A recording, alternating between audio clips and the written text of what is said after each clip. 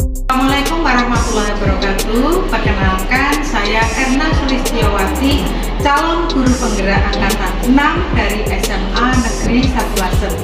Di dalam video ini saya akan menyampaikan proses diseminasi materi budaya positif kepada rekan-rekan sejawat saya di SMA Negeri 1 Lasem. Assalamualaikum warahmatullahi wabarakatuh. Bapak Ibu, terima kasih atas kehadirannya pada diseminasi positif budaya positif yang akan disampaikan oleh Bu Erna Sulistiawati. Sebelumnya, pohon beringin cegah erosi, rumah kuat karena pondasi. Mohon izin saya membuka acara diseminasi, semoga dapat memberikan esensi. Assalamualaikum warahmatullahi wabarakatuh. Waalaikumsalam warahmatullahi wabarakatuh.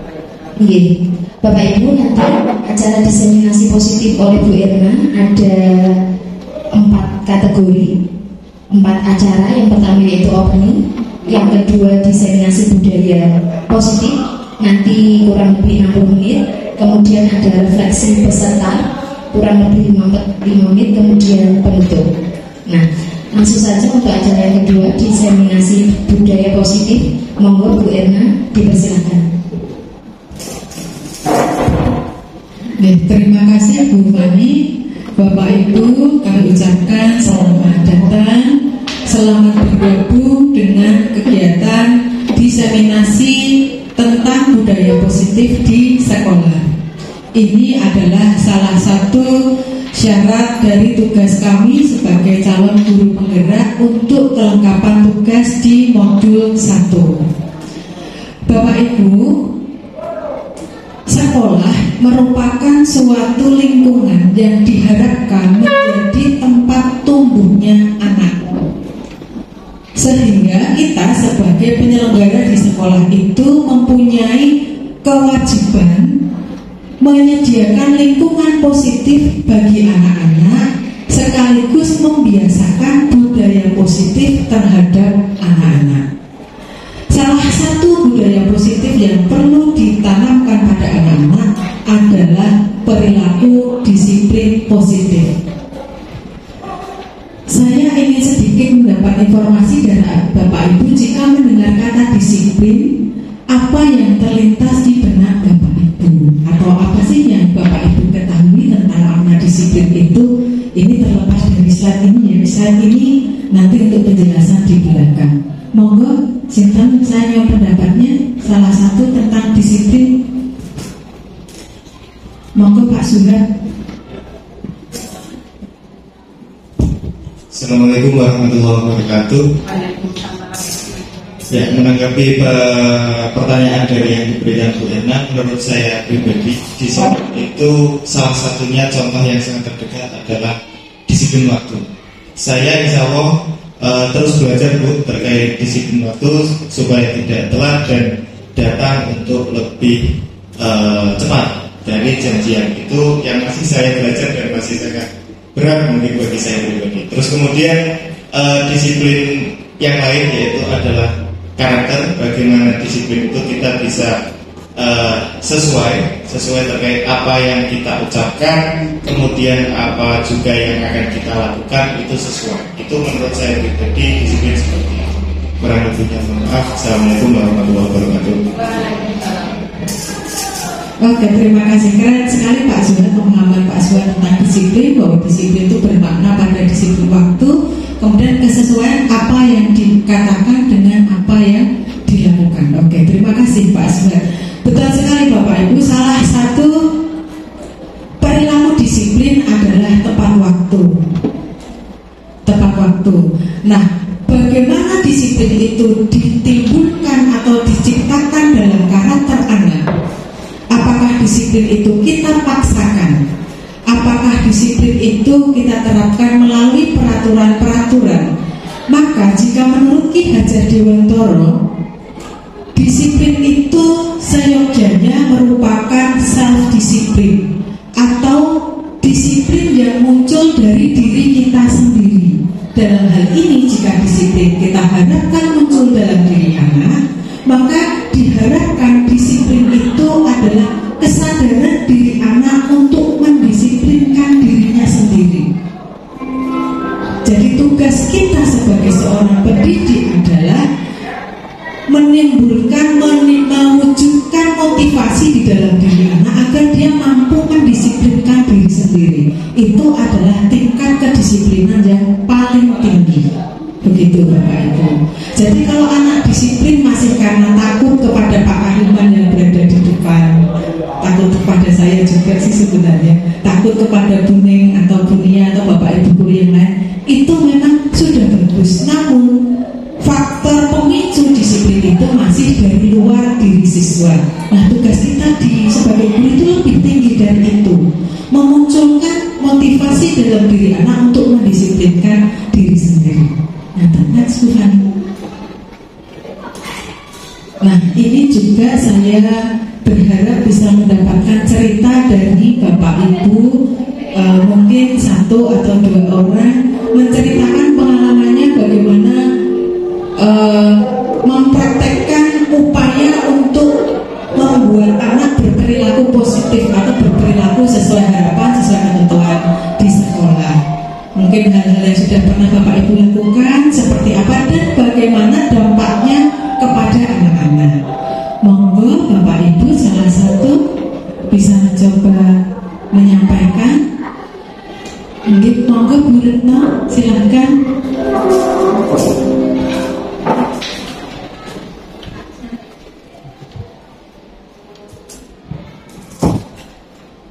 Terima kasih Bu Irna. Assalamualaikum warahmatullahi wabarakatuh. Ini menjawab pertanyaan yang pertama, praktek apa yang pernah Bapak Ibu terapkan agar anak-anak berperilaku sesuai harapan. Kalau saya cukup sederhana, kita cukup memberikan contoh kepada anak-anak. Insya Allah kalau kita memberikan contoh yang baik, termasuk apa yang diucapkan oleh Pak Suhil tadi, dengan tidak terlambat, memberi contoh tidak terlambat, insya Allah harapan kita terhadap anak-anak untuk tidak terlambat, insya Allah akan terjadi. Kemudian bagaimana dampaknya terhadap anak-anak?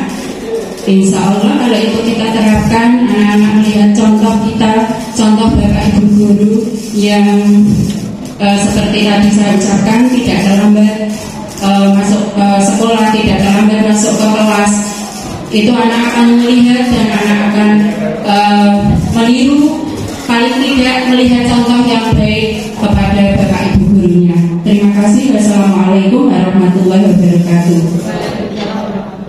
Satu lagi Bapak Ibu membagikan pengalamannya selain Bu Retno, mungkin Bu Inayah, monggo Bu In.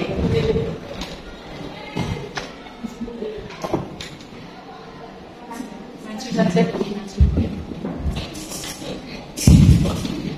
Iya, Assalamualaikum warahmatullahi wabarakatuh. Kaitannya dengan disiplin anak, kebetulan juga saya seorang guru BK. Memang betul kaitannya dengan kesadaran anak untuk berperilaku disiplin paling baik memang dari diri siswa.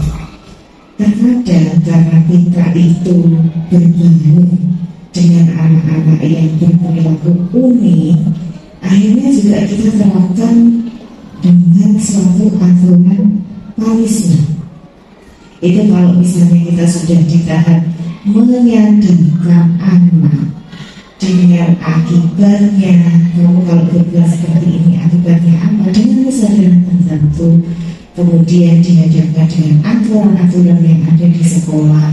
Kalau misalnya di masyarakat seperti masyarakat seperti itu, kalau misalnya anak tidak bisa didisiplinkan seperti itu dengan penyadaran, dengan istilahnya diguna mindsetnya supaya oke begitu, ya akhirnya dengan manisan diberikan dengan aturan. Kalau kamu tidak seperti ini, nanti akibatnya seperti ini, hukumannya seperti ini. Itu salah satunya. Jadi akhirnya kalau mendisiplinkan anak dengan karakter masing-masing anak berbeda. Ada anak 1-2 yang dengan kesadaran akhirnya dia, oh iya saya harusnya seperti ini. Tapi ada anak yang sampai lebih dari 5 kali, ibaratnya sampai kita bubar seperti itu, tidak sadar juga. Akhirnya ya, kalau kamu tidak seperti ini, silakan mengundurkan diri. hal seperti itu. Begitu Bu Erna, terima kasih.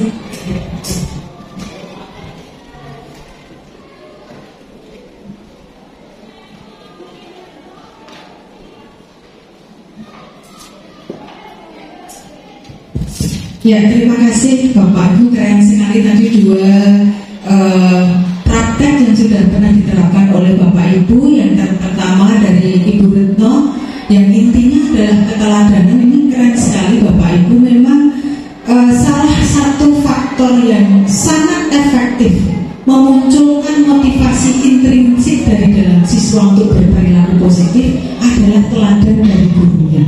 Itu betul-betul maju Bapak Ibu di dalam pembentukan karakter anak-anak. Namun memang kita tidak menampik bahwa praktek kita di lapangan, kita juga sama seperti Bu Inayah menerapkan hukuman atau konsekuensi. Nanti kita akan belajar bedanya hukuman dengan konsekuensi. Karena pergegeten yang terlambat banyak, ini kalau menangani satu-satu juga kita waktunya tidak cukup, sehingga apalagi itu berulang-ulang dengan pakai coro halus, akhirnya kita pakai cara terakhir punishment.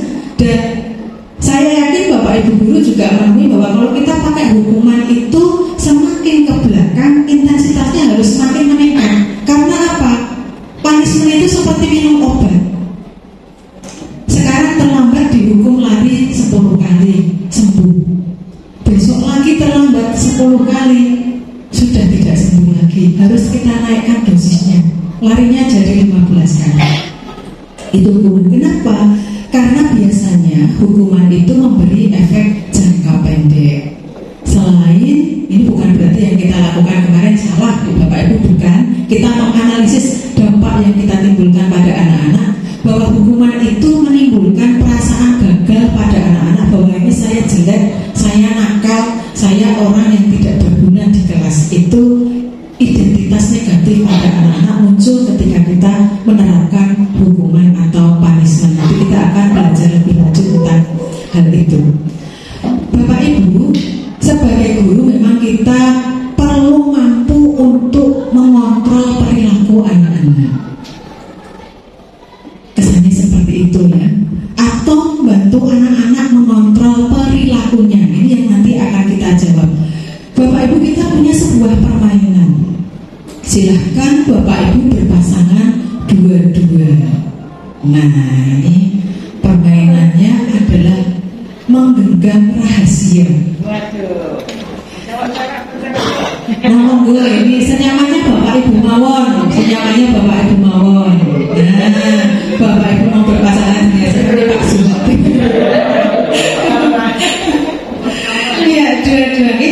Salah satu dari Bapak Ibu nanti berperan sebagai penggenggam rahasia. Seolah-olah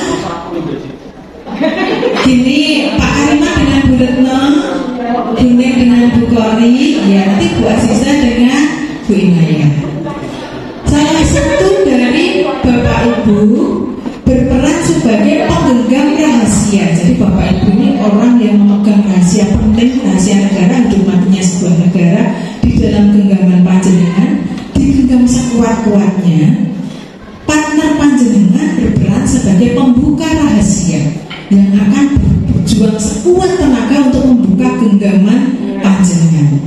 Gitu ya, bisa dimengerti ya? Oke, silahkan mulai menggenggam rahasianya. Dan monggo Bapak Ibu bisa menggunakan segala upaya untuk merayu. Satu cukup atau dua? Satu saja ya. Tapi satu tapi boleh diperkuat dua Bapak Ibu. Nah, yang Bapak Ibu yang membuka rahasia boleh menggunakan segala cara, boleh rayuan, bujukan dan lain sebagainya. Monggo, silakan mulai dari sekarang. Iya, ayo, silakan dibuka sekuat-kuatnya. Yang membuka rahasia monggo dibuka sekuat-kuatnya.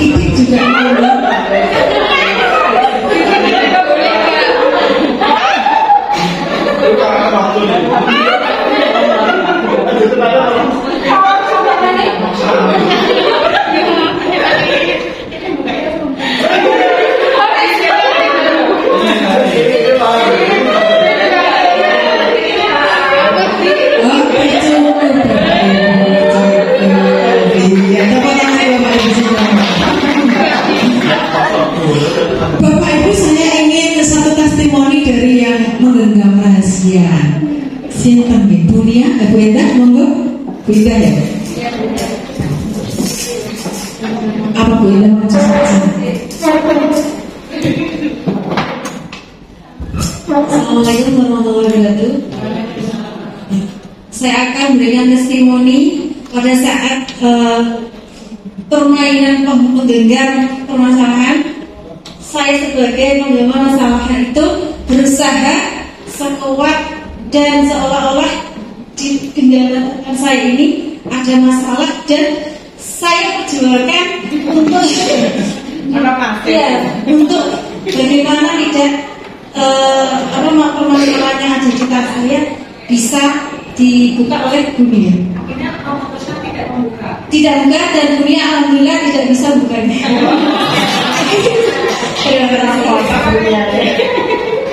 Bapak itu ada yang genggamannya akhirnya dibuka? Tidak ada.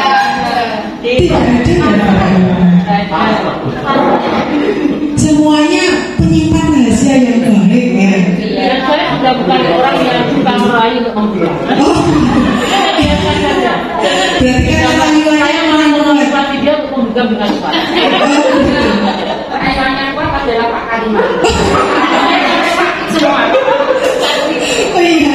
Iya. Itu alasannya Bunda karena saya menyimpan sesuatu yang penting sehingga tidak saya buka. Mungkin ada alasan yang berbeda dengan Bu Indah. Kenapa tidak membuka genggaman tangannya? Kalau Bu Kori, ya bukan Bune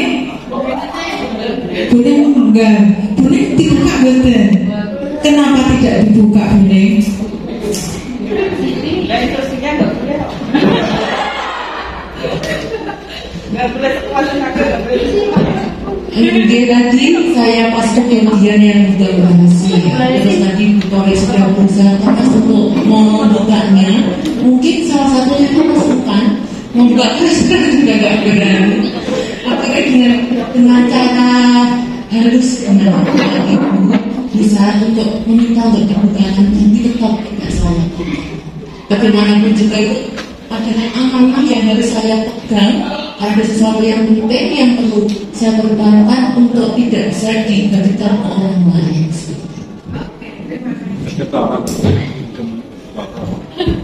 Oke, terima kasih Bu Indah dan Bu Nek, keren sekali dalam menggenggam rahasia yang menjadi tanggung jawab. Bapak Ibu, berarti kesimpulannya yang bisa mengontrol, membuka atau menutupnya genggaman panjenengan itu panjenengan atau partner panjenengan? Kita sendiri atau partner kita? Itulah ibaratnya kontrol perilaku pada anak-anak kita, Bapak Ibu. Sebenarnya di dalam teori kontrol disebutkan bahwa tidak ada seorang pun yang bisa mengontrol perilaku orang lain. Jika seolah-olah ada pihak lain yang bisa kita kontrol, itu sebenarnya adalah karena dia mengizinkan kita mengontrol dia. Gitu. Sehingga di dalam teori kontrol kita mengenal ada ilusi-ilusi kontrol. Seolah-olah bisa mengontrol, sebenarnya tidak. Misalnya ada ilusi guru mengontrol murid. Ini tadi ya yang seperti sudah saya sampaikan. Jadi walaupun tampaknya guru sedang mengontrol perilaku muridku kok nurut karo aku nih pas pelajaran menang. Kenapa itu sebenarnya? Karena sebenarnya siswa kita sedang mengizinkan dirinya kita kontrol. Ya, itu. Sama juga ada ilusi lain bahwa semua penguatan positif itu efektif dan bermanfaat. Bapak Ibu, penguatan positif itu apa? Pujian, hadiah, itu penguatan positif. Tidak selalu efektif dan bermanfaat bahkan dalam jangka panjang. Nanti di belakang kita akan belajar efek-efek negatif dari penghargaan atau hadiah yang justru mematikan motivasi intrinsik dari siswa untuk berperilaku baik. Ya. Kemudian ilusi kritik dapat membuat orang merasa bersalah dan memperbaiki karakternya, membuat karakternya lebih bagus. Itu juga tidak tepat, Bapak Ibu. Jadi ketika kita mengkritik anak, kok ini salah, kurang pintar, dan itu baru saja saya lakukan tadi, Bapak Ibu. Bahasa ini ya jargoni juga, bisa ujar selakoni. Itu akan membuat anak membangun identitas tegar bahwa saya zalim, bahwa saya ini orang jelek, bahwa saya ini orang yang tidak punya masa depan. Kadang kita kalau ngomel kan, akhirnya kan, kok sok jadi opo, kok sok paling nek jadi keren yo, wis pantes kalau kelakuanmu. Itu kadang kalimat saya juga seperti itu, Bapak Ibu. Itu sebenarnya kritik membangun karakter anak, membangun identitas negatif di dalam dirinya. Memang dia akan nurut di depan kita, namun karakter yang dibangun di dalam dirinya adalah karakter negatif yang nanti berpengaruh buruk di dalam perkembangan kepribadiannya. Kemudian ada ilusi bahwa orang dewasa memiliki hak untuk memaksa. Ini juga tidak, Bapak Ibu. Anak-anak sekarang lebih cerdas untuk menentukan bagaimana dia mematuhi siapa yang berhak diberi ruang untuk mengontrol, seolah-olah mengontrol perilakunya. Ini sama seperti guru ilusi, guru mengontrol murid. Ya, selanjutnya Bapak Ibu, dalam kita berusaha mempengaruhi perilaku anak-anak, itu ada dua teori untuk kegiatan ini. Ada teori stimulus respon dan teori kontrol. Intinya adalah dengan teori stimulus respon, jika kita memberikan stimulus tertentu, maka anak memberikan respon yang kita harapkan seperti yang kita minta, gitu. Stimulusnya bisa berupa apa? Bisa berupa pujian, bisa berupa kalimat keras, bisa berupa hukuman. Itu juga stimulus yang nanti membangun respon anak, gitu. Sedangkan jika pendekatan menggunakan teori kontrol, berdasarkan pemahaman bahwa kebutuhan tiap orang itu berbeda dan semua orang memiliki gambaran yang berbeda tentang suatu peristiwa. Sehingga di dalam teori kontrol kita diharapkan bisa memahami bagaimana anak memiliki pandangan tentang dunianya. Kenapa? Tiap anak pandangannya tentang dunia mungkin berbeda. Dia dibangun di latar belakang keluarga yang berbeda, latar belakang pendidikan agama yang berbeda, lingkungan sosial dan ekonomi yang berbeda. Dia akan memandang dunia dengan cara yang berbeda. Itu yang dimaksud dengan pandangan orang lain tentang dunia. Kita fokus ke yang teori kontrol ya Bapak Ibu, karena nanti ini yang akan kita pertegas. Kemudian semua perilaku memiliki tujuan. Bahkan perilaku negatif anak itu sebenarnya punya tujuan. Nah, tujuannya secara umum ada 3. Tapi ya, 1, bisa dia menghindari ketidaknyamanan atau hukuman. Aku gak dihukum, aku rumah Islam. Itu bisa juga untuk mendapatkan imbalan atau penghargaan. Aku tak senang penangan untuk bisi 1 sudah kau diparingi pomat titik. Yang biasanya ini murah hati itu titik sama anak-anak. Atau motivasi yang ketiga Bapak Ibu, menjadi orang yang mereka inginkan dan menghargai diri sendiri dengan nilai-nilai yang mereka percaya. Bukan kok hadiah itu salah, bukan. Tapi jangan dijadikan itu satu-satunya motivasi anak berperilaku positif. Gitu ya. Boleh sesekali kita ambil aja. Yang kita sebagai guru, tugas kita adalah membuat anak melakukan perilaku baik dengan motivasi yang ketiga. Jadi dia membangun nilai-nilai yang hendak mereka wujudkan, nilai-nilai baik, dan memotivasi dirinya untuk melaksanakan nilai-nilai itu. Itu yang tadi saya maksud, semua perilaku memiliki tujuan. Harapannya adalah tujuan ketiga untuk perilaku positif. Bisa juga perilaku itu karena pemenuhan kebutuhan pokoknya manusia. Bapak Ibu, anak-anak kita sebagai manusia-manusia muda itu punya kebutuhan-kebutuhan dasar sebagai manusia. Nanti di belakang sepertinya ada slide-nya Bu Fani, nanti kita lanjutkan ke belakang lagi 3, 4, 5, 6 lagi. Ini kok bolak-balik ya? Kalau belum ketemu berarti ya ke belakang lagi Bu. Kalau belum ketemu berarti belum ini ketemu. Nah, ketika anak kita berperilaku negatif Bapak Ibu, ada kemungkinan karena ada salah satu kebutuhannya yang tidak terpenuhi. Apa itu? Mungkin kebutuhan akan bertahan hidup. Bertahan hidup ini kok ekstrim ya. Mungkin ada anak-anak yang memang ke kantin saat jam pelajaran karena betul-betul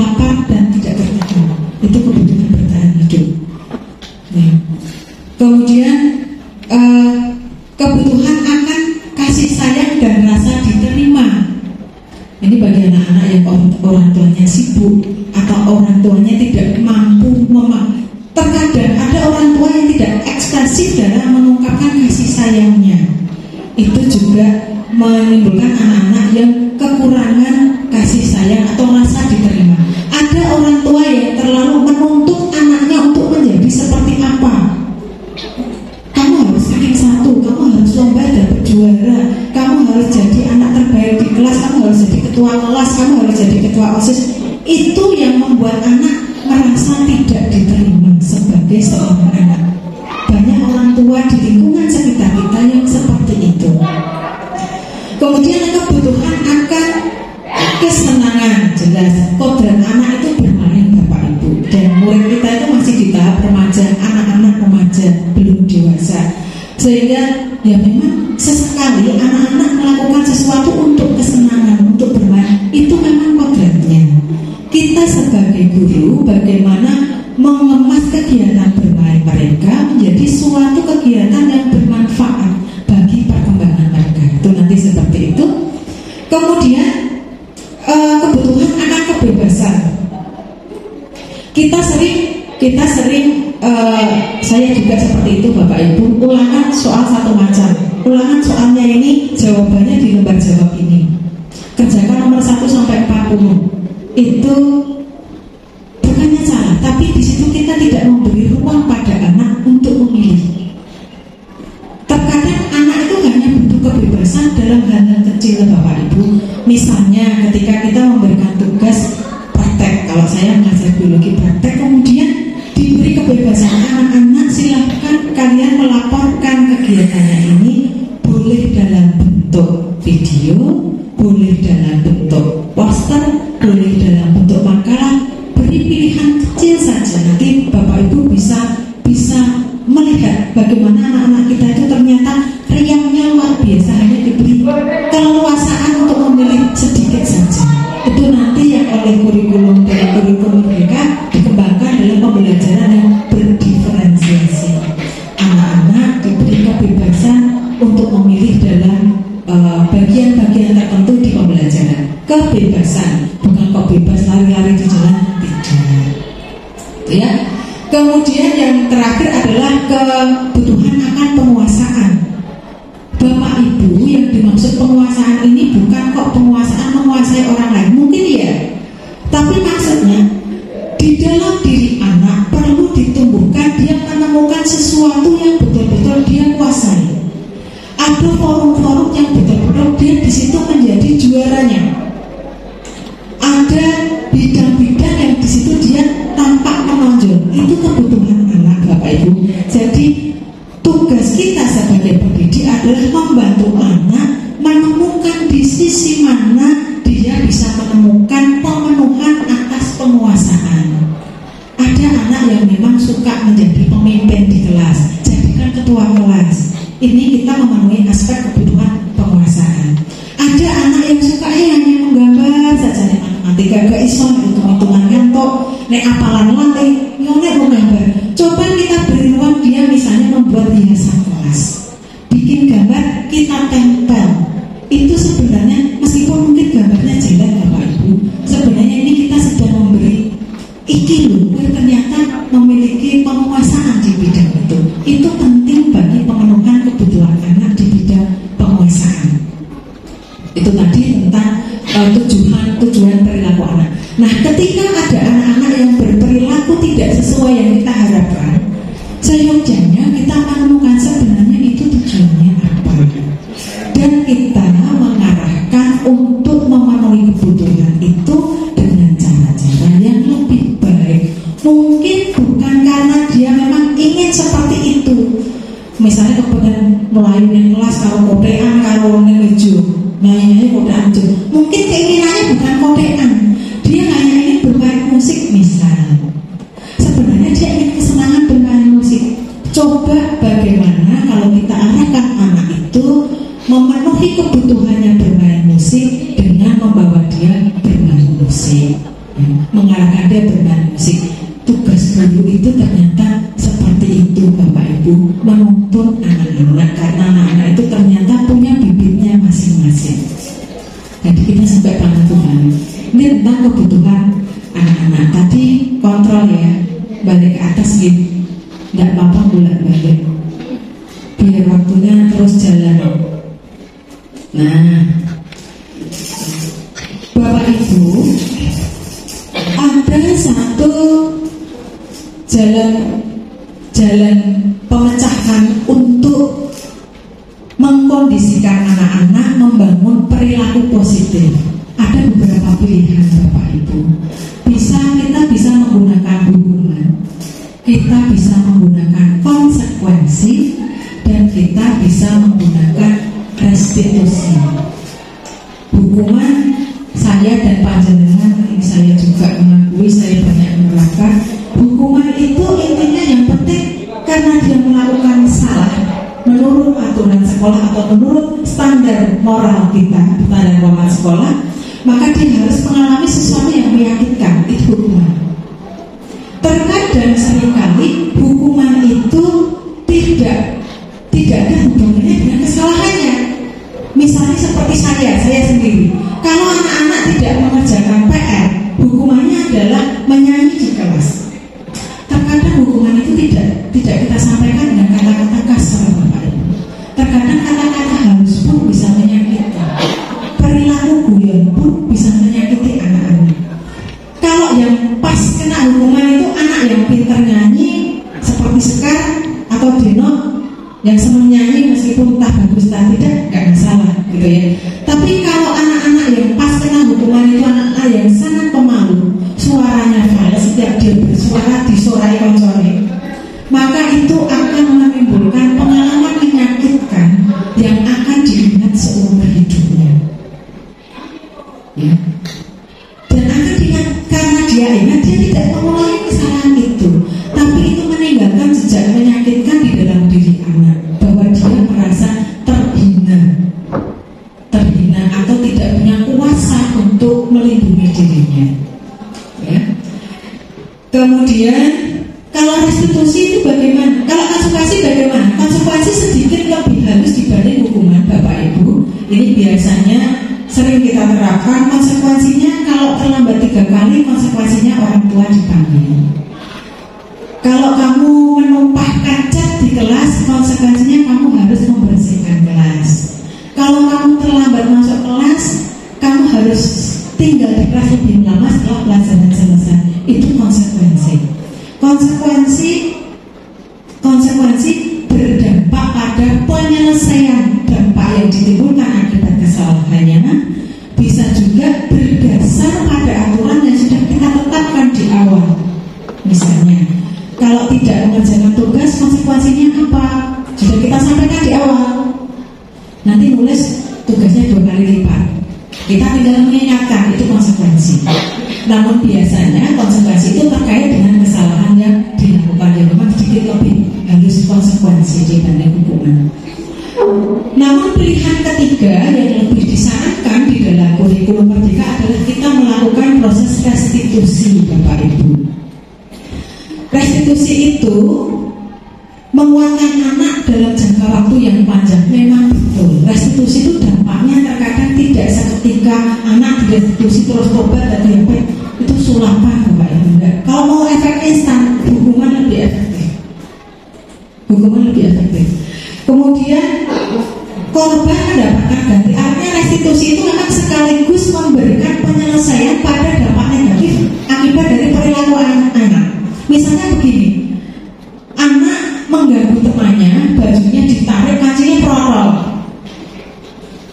Maka restitusi akan memberi dorongan kepada pelaku untuk memperbaiki dampak kesalahannya, sekaligus menghindari munculnya kejadian serupa di belakang hari. Sehingga di sini apa? Korban mendapat ganti, misalnya kacanya dipasangkan lagi atau bajunya diganti baju yang baru. Itu yang dimaksud korban mendapat ganti. Murid atau anak mendapat penguatan, nanti kita perjelas di belakang, monggo. Murid atau anak tidak kehilangan waktu, sebenarnya nanti yang butuh banyak waktu itu kita, Bapak Ibu guru, institusi Bapak Ibu.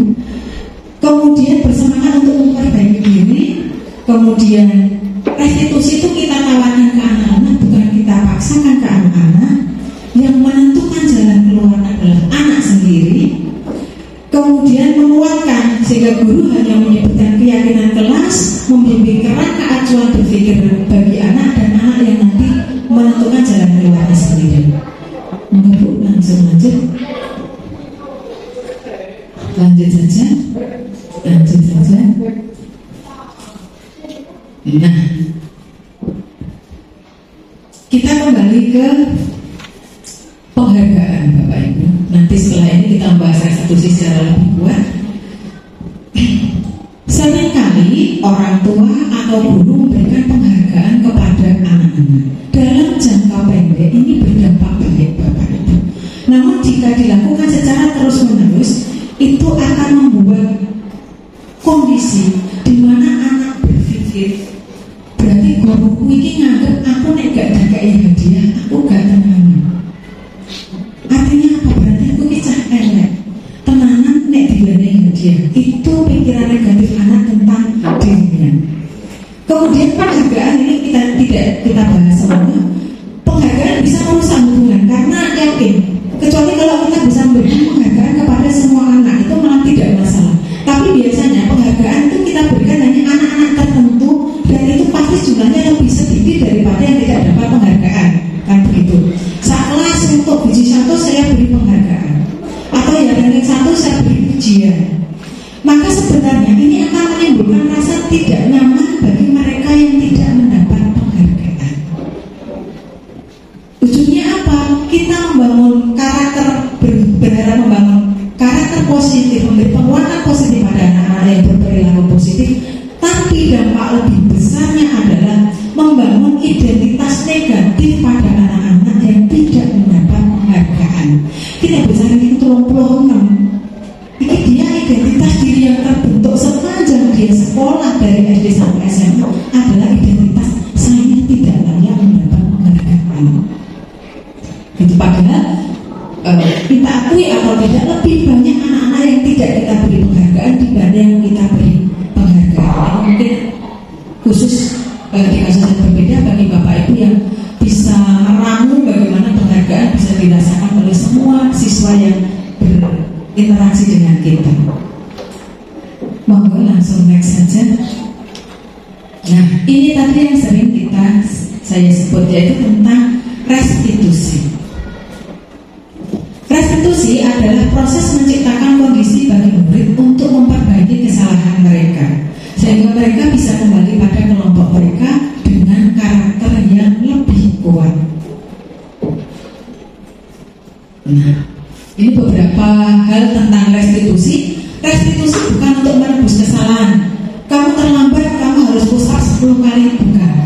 Tapi restitusi belajar dari kesalahan.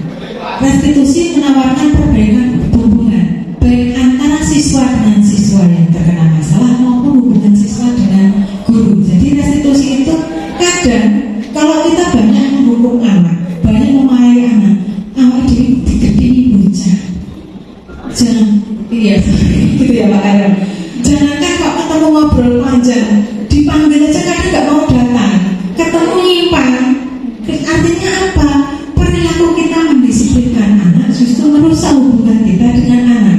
Betul. Restitusi itu tawaran, bukan paksaan. Restitusi menuntut anak melihat ke dalam diri. Yang nuntut siapa? Kita sebagai guru menuntut anak. Kemudian restitusi mencari kebutuhan dasar yang mendasari tindakan. Oh ini jangan tujuannya apa? Mungkin anak tidak cukup cerdas untuk menggali jalan, ini kepengen apa? Mungkin anak-anak bocah senang ganggu cewek itu, kelima dijigit, kelima disorai. Pokoknya dia ketika cewek itu muncul, kepengennya ngono. Mungkin dia sendiri tidak menyadari bahwa apa sebenarnya yang dia inginkan dari perilaku itu. Apakah penguasaan? Apakah hanya kesenangan? Apakah jadi dia jatuh cinta, kebutuhan kasih sayang dan rasa diterima? Anak sendiri mungkin tidak bisa menerjemahkan dorongan hatinya itulah. Tugas kita sebagai guru yaitu bantu anak menemukan, oh jebule butuhku ini kasih sayang, oh jebule butuhku ini bertahan hidup. Itu apa tadi guru? Iya, tenang. Kemudian fokus pada karakter bukan tindakan. Kita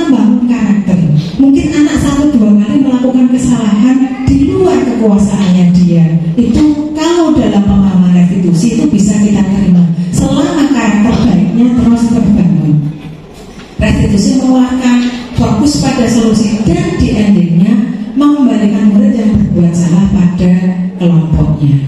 Kamu judge anakku ini salah, apa yang kamu lakukan salah, ini tidak benar, ini keliru.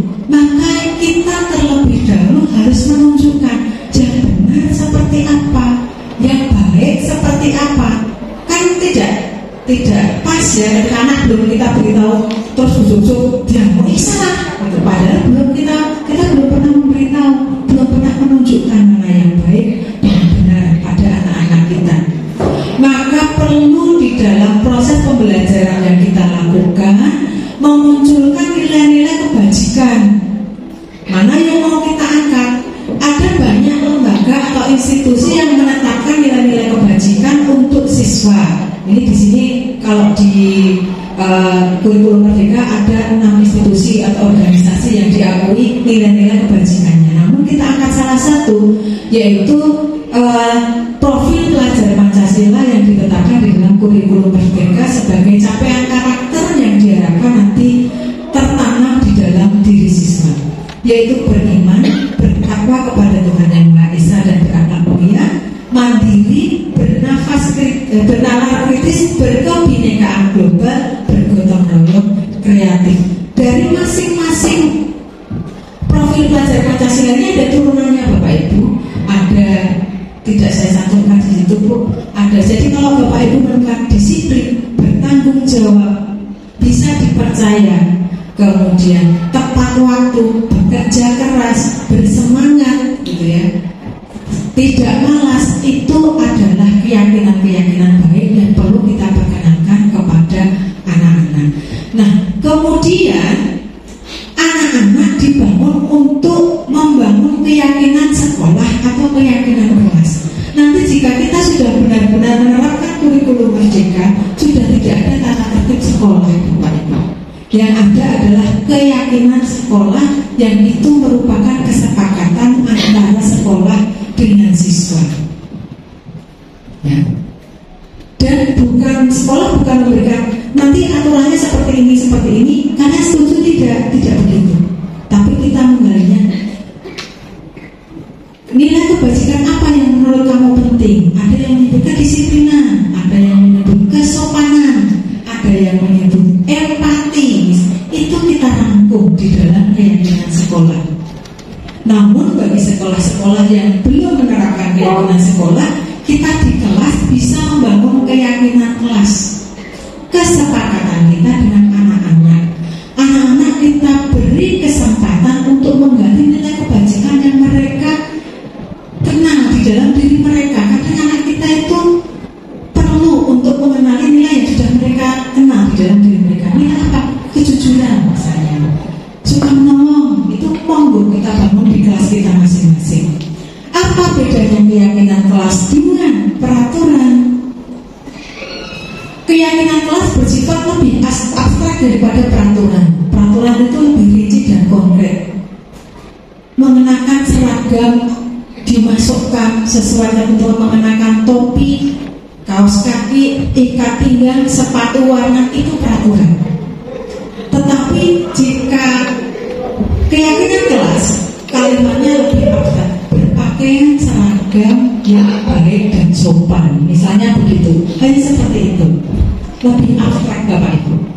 Kemudian keyakinan kelas berupa pernyataan-pernyataan universal, misalnya murid rajin belajar, murid mengerjakan tugas dari guru, murid menggunakan handphone saat istirahat.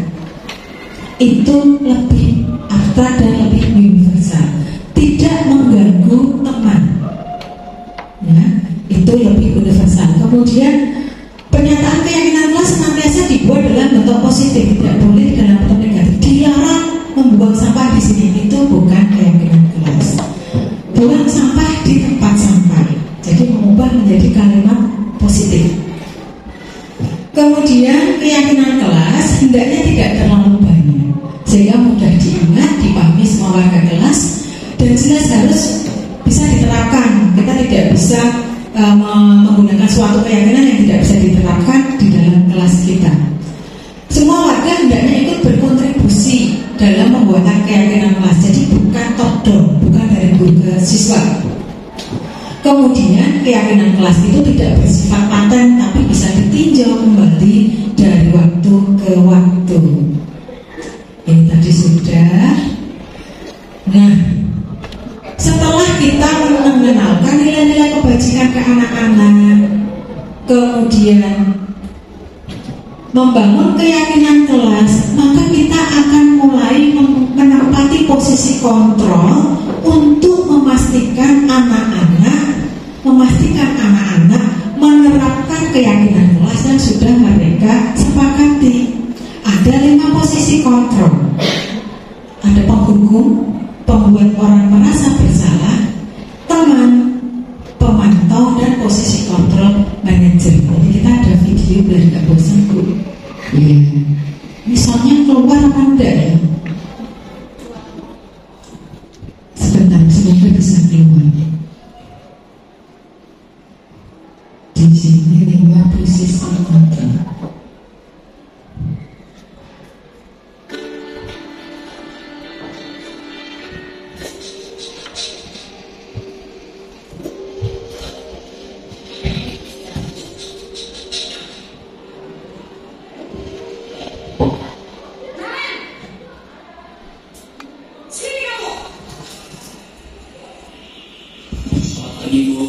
Selalu terlambat. Kamu deh pasti terlambat. Apa coba? Alasan kamu apa lagi? Kapan sih kamu tidak terlambat? Malas sekali kamu jadi anak. Dasar pemalas. Gak kapok-kapok sih kamu. Sudah berapa kali terlambat? Sana, kamu keliling lapangan basket 2 kali. Kenapa saya harus keliling lapangan basket, Bu? Kenapa? Kamu lawan ibu. Berani-beraninya jawab. Sudah terlambat, masih berani jawab nggak? Sekarang, keliling lapangan basket 5 kali sekalian. Biar kapok. Cepat. Pergi sana ke lapangan basket.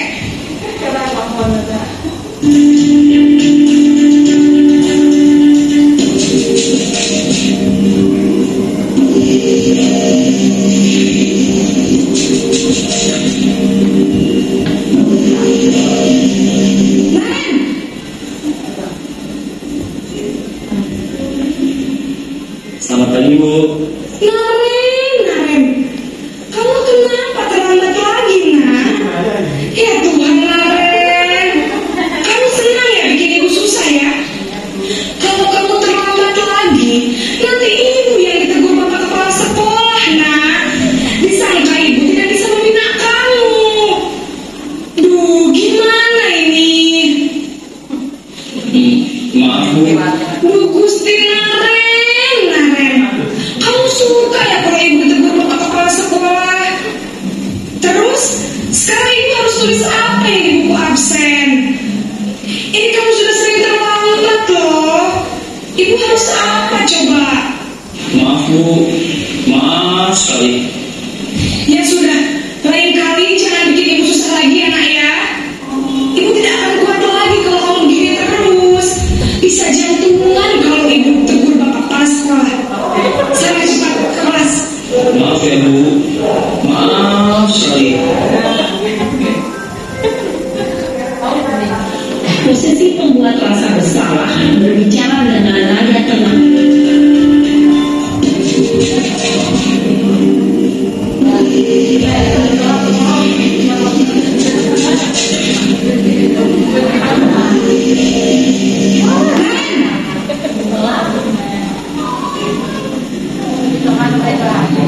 Selamat pagi, Bu. Wah, sudah jam berapa ini, Nak? Terlambat lagi ya, sayang. Iya, Bu. Tadi ibu saya membangunkan saya, Bu. Kamu malah menyalahkan ibu kamu. Kamu bukan anak yang paling kencang. Kok terlambat sih? Iya, Bu. Saya memang terlambat bangun tadi. Jadi, biarpun saya kencang, tetap gak kejar, Bu. Ya sudah sana, nanti lain kali Oli larinya lebih kenceng lagi ya, biar gak terlambat lagi. Bikin senang ibu demi ibu, bisa kan? Bisa, Bu. Ya sudah, sana masuk kelas. Ibu beresin urusan absen kamu. Kamu ini ada-ada saja.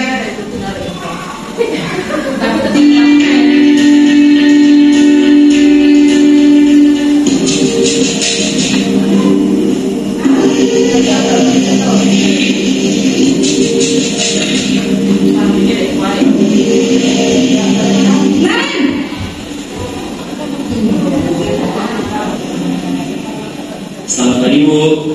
Naren, apa peraturan sekolah kita tentang jam berapa kita harus masuk sekolah, Nak? Kita harus di sekolah jam 7, Bu. Iya betul, sekarang sudah jam 7.20. Naren sudah tahu konsekuensinya jika terlambat hadir. Paham, Bu. Saya harus tinggal kelas pas jam istirahat selama 20 menit. Iya benar, konsekuensinya demikian. Jadi nanti jam 9.30 pas istirahat, kamu harus tinggal di kelas, kerjakan tugas tambahan untuk ketertinggalan kamu, ya? Baik, Bu.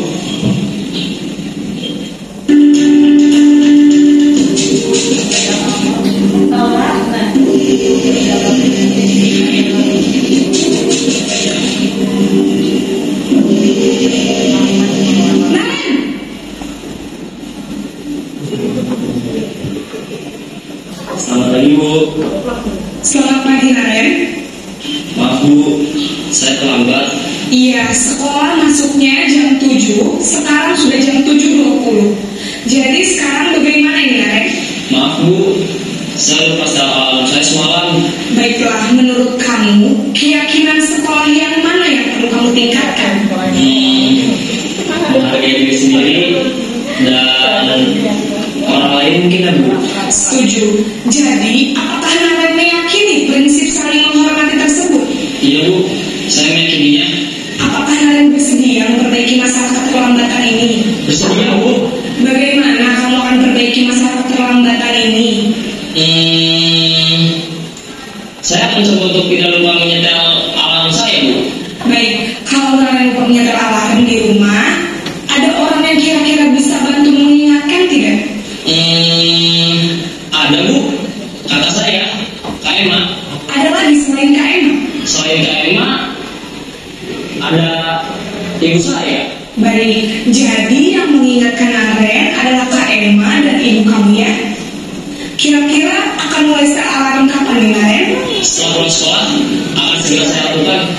Baik, jadi Naren akan setel alarm untuk bangun besok pagi dan akan diingatkan oleh kakak dan ibunda Naren, ya?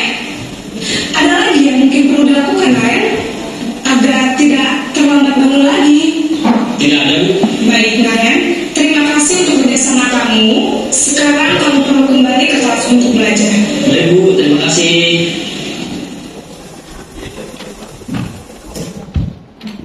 Ini gurunya Naren itu ya sabar. Semua ilmunya dikeluarkan, tapi anaknya tetap terlambat. Itu tadi Bapak Ibu gambaran 5 posisi kontrol yang biasa diterapkan oleh Bapak Ibu guru di sekolah. Nah, ini sekarang untuk refleksinya Bapak Ibu, yang mana ya Bu? Sini ya. Nah, jadi mana ya? Ini ya. Ini yang PDF-nya. Tadi PDF-nya. Oh ini. Oh betul.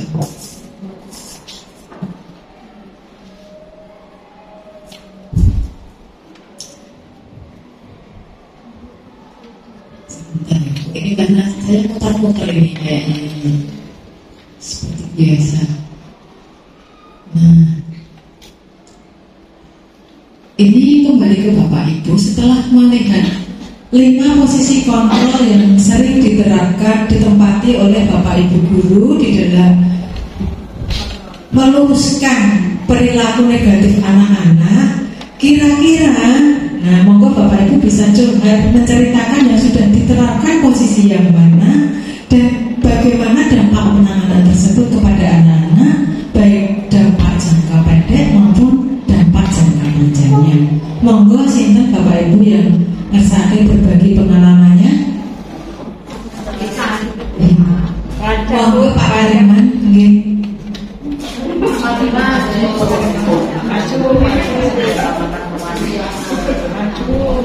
Monggo pengalamannya yang buahnya itu silakan dibagikan kepada kita yang ada di forum ini. Oke, terima kasih. Assalamualaikum warahmatullahi wabarakatuh. Memang anak di dalam kelas, apalagi kalau jam-jam terakhir dan sebagainya, itu anak mengantuk dan sebagainya. Kita sebagai guru yang mengajar di kelas pasti kan ada rasa jengkel ya terhadap anak-anak yang seperti itu. Nah, posisi kontrol untuk mengontrol anak agar tidak melakukan hal semacam itu, posisinya saya menganggap anak itu sebagai teman. Kita ajak bermain, kita ajak bernyanyi-nyanyi. Apalagi kalau saya sendiri ini kan mengajar matematika, terutama untuk trigonometri yang memang dituntut untuk hafalan. Jadi kemarin itu saya mengajak anak-anak untuk menghafalkan berbagai rumus trigonometri tapi dengan bernyanyi-nyanyi.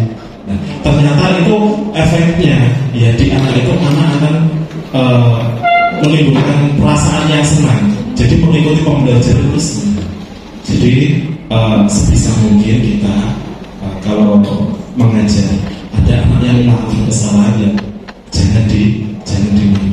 Karena dengan pengalaman saya sering marah ketika STPKS ya, STPKS itu memang anak takut kalau melihat saya, tapi dari pengalaman itu saya lupa di dalam kelas anak-anak bernyanyi dan alhamdulillah memang efeknya anak-anak akan lebih merasa senang dan akhirnya ya sedikit banyak anak itu bisa menghafalkan materi yang memang menjadi tujuan pembelajaran di jam tersebut. Terima kasih. Ya, keren sekali pengalaman Pak Kariman ya. Jadi memposisikan diri sebagai teman memang cocok dengan figur beliau yang masih muda, sehingga menempatkan diri sebagai teman di anak-anak itu sesuai. Dan memang betul Pak Kariman, betul sekali bahwa sebisa mungkin pembelajaran itu dikemas dalam pembelajaran yang menyenangkan. Itu bagus sekali, apalagi diterapkan di pelajaran matematika yang notabene pelajaran yang menakutkan bagi anak-anak. Ini ya, membantu terpenuhinya kebutuhan anak-anak akan kesenangan, sehingga anak belajar secara sukarela. Itu keren sekali. Belajar matematika sukarela itu kan luar biasa. Ya, terima kasih Pak Kariman sudah berbagi, dan dampaknya akan lebih semangat belajar tanpa dipaksa. Satu lagi testimoni Bapak Ibu sebagai ada siap-siap untuk menyampaikan pengalamannya. Monggo. Pokoknya ditodong semuanya ini.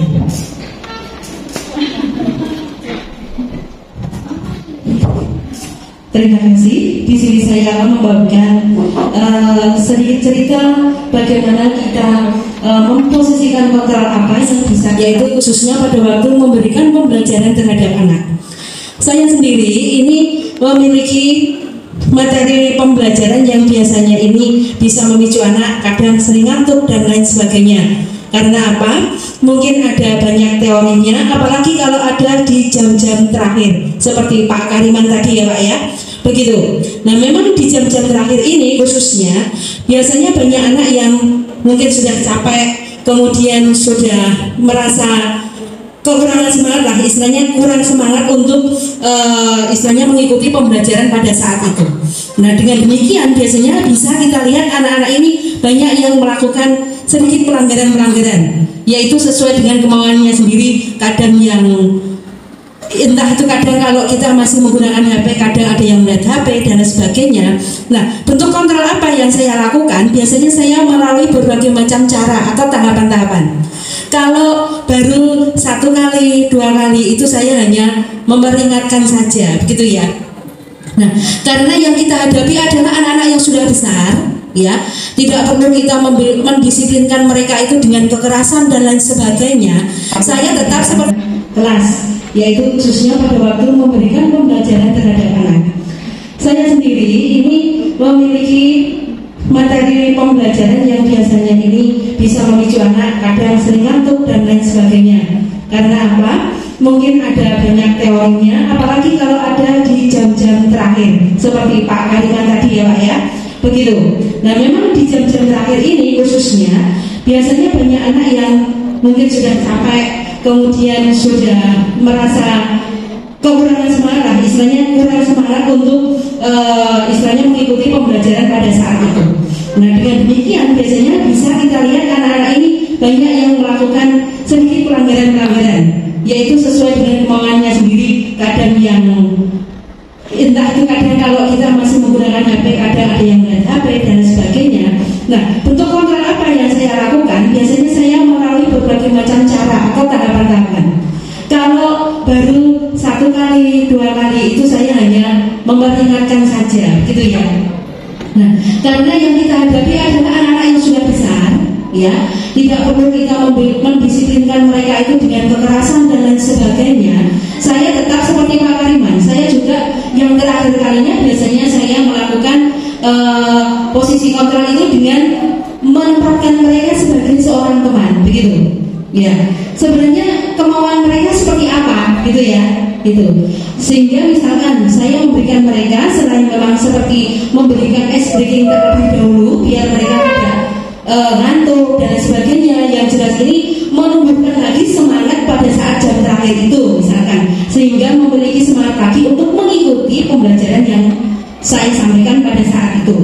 Entah itu memberikan ice breaking dan lain sebagainya, menari dan lain sebagainya, sehingga akhirnya nanti mereka bisa untuk semangat lagi. Saya tidak memarahi mereka karena memang di awal-awal sudah saya peringatkan terlebih dahulu, dan kembali ke mereka adalah posisinya dan sebagai orang yang sudah besar, mungkin mudah untuk diperingatkan, tidak harus dikerasi seperti itu, sehingga memudahkan kita kalau kita penyampaiannya sama seperti teman, gitu ya.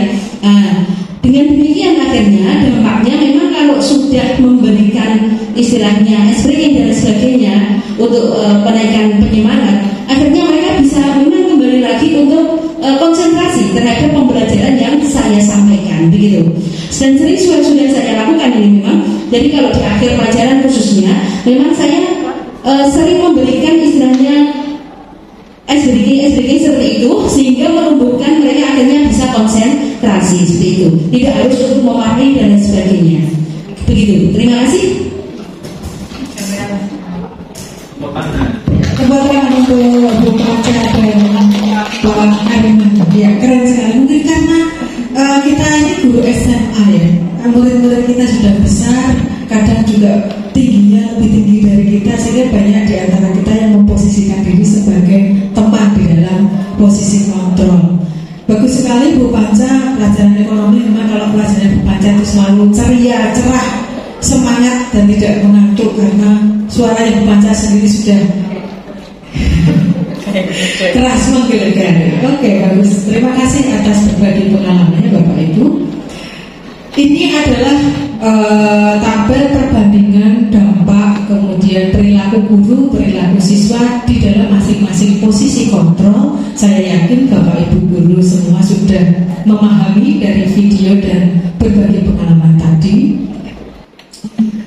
Nah, bagaimana jika ada anak kita yang berperilaku negatif, ini intinya, sentratan, yang terkadang membuat kegaduhan di kelas, terkadang rambutnya disemir abang ketika aturannya tidak boleh disampaikan, atau alisnya dicukur, ada juga, atau ketika jam pelajaran dia ke kantin. Ini perilaku negatif anak-anak yang tidak sesuai dengan keyakinan kelas. Bagaimana kita membuat mereka berperilaku sesuai dengan kelas? Kan itu yang PR kita ya. Kalau yang baik-baik kita gak masalah. Maka di dalam kurikulum Merdeka, menurut filosofi Ki Hajar Dewantara, ditawarkan metode namanya restitusi dalam bentuk 3 langkah restitusi dalam segitiga restitusi. 3 langkah restitusi itu, yang pertama adalah menstabilkan identitas, kemudian validasi tindakan yang salah, dan yang terakhir menanyakan keyakinan. Ketiga tahapan itu bisa dilakukan secara simultan bersamaan di dalam satu interaksi kita dengan anak-anak, mungkin bisa juga dibuat secara bertahap. Namun yang perlu kita pahami adalah ketika kita melakukan restitusi, kita memang harus mau meluangkan waktu untuk mendengarkan anak-anak. Seringnya kita sebagai guru itu memang dilatih untuk ngomong, terlatih untuk ngomong, terbiasa untuk ngomong, tapi kadang lupa untuk mendengarkan. Nah, di restitusi ini kita ditawarkan penyelesaian dengan memancing anak berbicara, kita yang mendengarkan, membantu anak menyimpulkan. Itu restitusi. Tahap yang pertama, menstabilkan identitas. Intinya adalah ketika anak melakukan kesalahan, jangan sampai muncul perasaan bahwa saya orang tidak berguna, saya anak paling nakal di kelas, saya tidak akan pernah menjadi orang sukses. Itu yang terbangun di anak ketika sering dihakimi, kamu anak nakal, kamu anak nakal, kamu anak nakal. Maka perlu yang kita lakukan adalah mencari alasan kenapa dia melakukan hal tidak baik itu. Kita bantu anak menemukan alasannya. Kita bantu anak menemukan jalan keluar dari kesalahannya, seperti tadi yang diterapkan oleh ibu guru kepada Naren. Menemukan, kamu salah apa benar? Saya salah, Bu. Kenapa? Saya terlambat masuk sekolah. Seperti itu. Itu menstabilkan identitas. Dan kita tidak mencari kesalahannya, tapi membantu anak menemukan jalan keluar dari permasalahannya itu. Kemudian tahapan yang kedua adalah validasi tindakan yang salah. Intinya kita menyampaikan, membantu anak menemukan bahwa semua tindakan yang ada alasannya itu pasti punya pembenaran. Kalau saya nggak makan saat ini kan saya nanti bisa pingsan, Bu. Bisa. Kalau saya kalau saya tidak menyemir rambut merah, pacar saya itu memutuskan saya, Bu. Itu dia mencari validasi sebenarnya. Nah, kita bantu dia memenuhi alasan-alasan itu, tapi dengan cara yang baik. Tapi bukan kita yang mengarahkan, membantu mereka menemukan jalannya sendiri. Itu restitusi. Sebenarnya ada satu video pendek yang saya harapkan bisa saya tayangkan, tapi waktunya sudah selesai. Gak usah ya Bapak Ibu. Saya khawatir panjenengan bosan.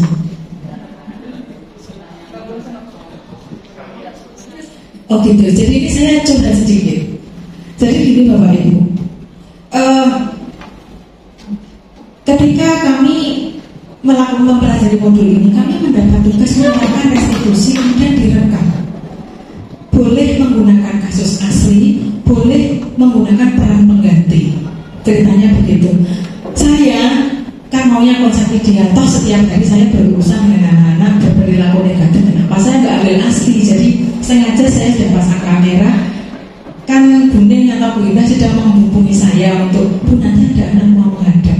2 kasus yang dikirim ke saya, semuanya sudah siap saya rekam Bapak Ibu. Saya coba terapkan restitusi. 1 kasus anak yang meninggalkan jamnya Pak Yoto di pendopo. Tapi saya tidak mengambil yang anak yang di kelas, tapi anak yang ke kantin. Kamu kenapa kok ke kantin saat jam pelajaran? Saya lapar. Loh, kenapa tidak saat jam istirahat? Jam istirahat saya belum mengerjakan tugas, tugasnya harus dikumpulkan. Sehingga saya pakai mengerjakan tugas. Oke. Bagaimana kamu tidak sarapan? Saya tidak sarapan. Kamu kesiangan? Boten, Bu, di rumah tidak ada makanan. Loh, ibumu kemana? Baru saya tanya ibumu kemana? Menangis Bapak Bu. Ibu saya tidak di rumah, Bu. Aku yang goblok. Nah, ibumu kok tidak di rumah kemana? Kan saya tanya gitu. Bapak dan ibu saya bercerai, dan itu tangisnya tidak berhenti dan dia tidak bisa melanjutkan pembicaraan. Jadi saya harus menunggu sampai kurang lebih 15 menit menunggu tangisnya reda. Jadi terkadang Bapak Ibu, restitusi itu tidak semulus yang kita harapkan di depan. Justru itu membantu anak mengeluarkan unek-uneknya, hal-hal yang menjadi beban hidupnya yang sebenarnya tidak kita ketahui. Akhirnya saya batalkan Bapak Ibu, tidak jadi saya rekam karena buat teko saya. Kok masalah yang anak eksploitasi jadi tugas saya itu kasus pertama. Ada kasus kedua yang dikirim ke saya, itu kasus anak yang bolos. Alasannya karena temannya tidak ada dia punya teman cewek, tidak ada temannya, dia diminta untuk menemani. Padahal sebenarnya dia anak yang pintar gitu. Loh kenapa saya diminta menemani saya? Loh kenapa dengan main ada masalah keluarga? Loh kok aneh, kowe cah pintar, kok hanya dengan dipanggil temanmu kok kowe wis peninggalan sekolah? Apa kancamu itu penting banget? Ya tidak sebetulnya. Karena lagi, apa kamu keluar karena pacaran? Mboten kok Bu, saya punya tidak ada mau pacaran. Terus kenapa? Atau jangan-jangan ada sebab di kelas? Nggak tahu ya Bu. Apa temanmu di kelas membuat kamu tidak nyaman? Apa kamu tidak nyaman di kelas? Baru saya tanya begitu, empok nangis Bapak Ibu. Empok nangis dengan terbata-bata dia cerita, saya di kelas tidak punya teman. Mosok, saya nggak pernah aku surat izin. Itu hanya baik ketika dia mau menuntut saya. Itu anak pintar Bapak Ibu. Mungkin temannya itu mungkin tidak seperti penilaiannya dia sebenarnya, tapi anggapan dia seperti itu. Nah, memang akhirnya kan saya harus menghentikan, menunda, memperpanjang restitusi ini untuk menyelesaikan bendungan dia yang tumpah yang sebelumnya tidak dia sadari bahwa selama ini dia beranggapan saya bolos karena saya solidaritas sama teman saya. Ternyata tidak, itu karena dia tidak nyaman di kelas. Ini yang kenapa saya menyimpulkan seperti itu, karena nangisnya dia membicarakan kelasnya itu betul-betul nangis yang tidak terkontrol. Akhirnya saya gagal lagi merekam Bapak Ibu. Tugas saya tetap belum selesai. Sehingga karena sudah terbatas deadline, saya pakai peran pengganti ceritanya gitu. Jadi seperti biasa korban saya Deno, saya suruh jadi anak nakal, saya restitusi. Begitu Bapak Ibu. Jadi memang restitusi itu tidak semulus kita berjalan di jalan tol, begitu kita restitusi anak langsung baik. Tidak, terkadang kita akan mendapatkan hal-hal tidak terduga. Namun memang semoga ini juga betul, saya juga tidak berani menjanjikan kepada Bapak Ibu guru, restitusi akan membantu anak menemukan solusinya sendiri. Jadi kita tidak untuk bergerak lagi begini ini, tidak. Kita kalimat restitusi, apa yang bisa kamu lakukan agar kamu tidak terlambat? Iya, dia menggali dalam dirinya sendiri. Terus misalnya dia sudah bermasalah dengan guru A karena terlambat. Apa yang bisa kamu lakukan untuk memperbaiki kasusmu di pelajaran biologi? Saya akan mengajar ketertinggalan tugas. Bagaimana jika kamu tidak diizinkan oleh gurunya masuk kamu terlambat? Saya akan minta maaf kepada guru. Anak menggali dalam diri untuk menemukan jawaban atas penyelesaian atas masalah yang timbul akibat perilaku negatifnya. Itu restitusi Bapak Ibu. Bukan hal yang mudah. Ini rancangan saya yang saya laksanakan hari ini, diseminasi kita hari ini di tanggal 1. Nanti saya harus merekam ini untuk diupload di YouTube saya, dan ini selesai. Jadi Bapak Ibu, di dalam membangun budaya positif, perilaku positif anak-anak di dalam sekolah kita, ada beberapa posisi kontrol yang bisa ditempati oleh Bapak Ibu guru. Namun memang yang disarankan untuk penerapan restitusi adalah posisi manajer, di mana kita membantu anak-anak menemukan nilai-nilai kebajikan di dalam dirinya, sehingga itu nanti menjadi motivasi intrinsik bagi dia untuk berperilaku baik. Maka Bapak Ibu, sebelum kita tutup, saya berharap satu Bapak Ibu untuk menyampaikan refleksinya dari apa yang kita diskusikan hari ini. Monggo dari Bapak Ibu refleksi. Sepertinya ini Bu Titi yang belum. Monggo Bu Titi menyampaikan refleksinya. Mungkin sebelum ditutup oleh Mbak Deno. Assalamualaikum warahmatullahi wabarakatuh. Waalaikumsalam warahmatullahi wabarakatuh. Dari diseminasi yang saya ikuti pada hari ini, mungkin kita bisa mengambil ilmu yang kita dapatkan bahwa dalam pembelajaran kita tidak bisa menempatkan posisi kita sebagai yang di depan karena kita berdiri di depan. Tapi kita bisa menempatkan diri kita bahwa kita sesama dengan anak-anak yang ada di kelas. Kita bisa menjadi contoh teladan karena posisi tadi yang disampaikan.